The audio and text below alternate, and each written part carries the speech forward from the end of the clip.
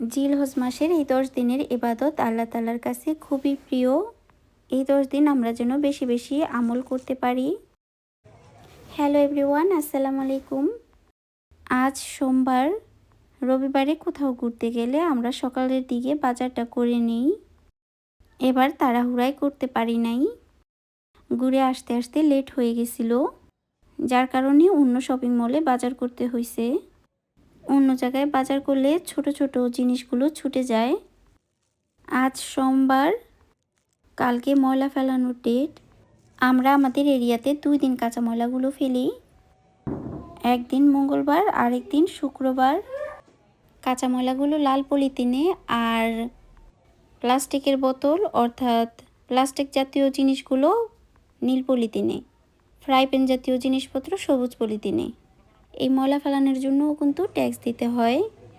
এটা শুধু আমাদের ফরেনারদের জন্য না, নিহনজিন মানে জাপানিজরাও দেয়। আমি এই দিকে দাঁড়ালেই মহিলাটা বুঝে আমি চিংড়ি মাছ নিতে আসছি, জিজ্ঞেস করতেছে আমার বাচ্চারা কোথায়। এই মাছগুলো পুরো একেবারে বাংলাদেশি মাছের মতো লাগে, কিন্তু আমি আজকে নেই, ফ্রিজ ওয়াশ করতে হবে তাই।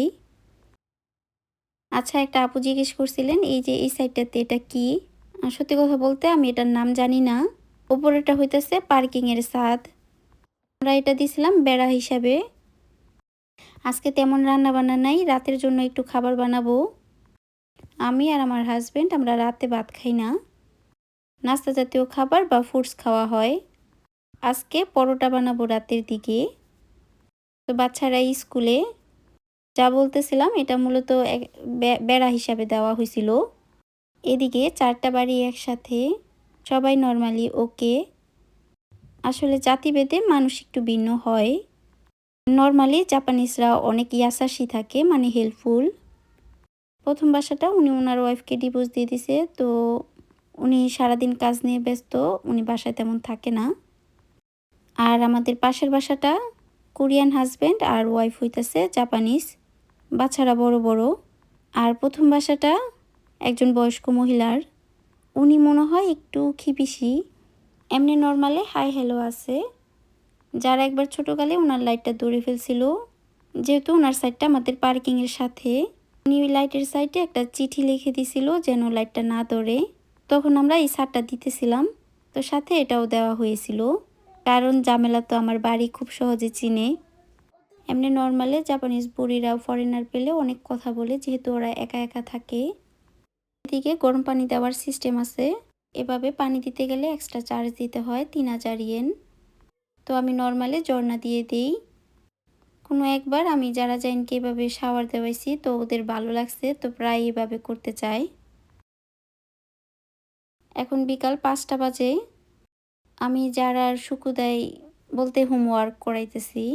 বিকালের দিকে করাই যেন ওদের বাবা আসলে বাবার সাথে থাকতে পারে। স্কুলের পড়া শেষ করে বাইরে ওরা সাইকেল চালাইতেছে, এর ফাঁকে আমি ডোটা রেডি করব। এই পরোটা ডোটা আমি একেবারে ঠান্ডা পানি দিয়ে করি।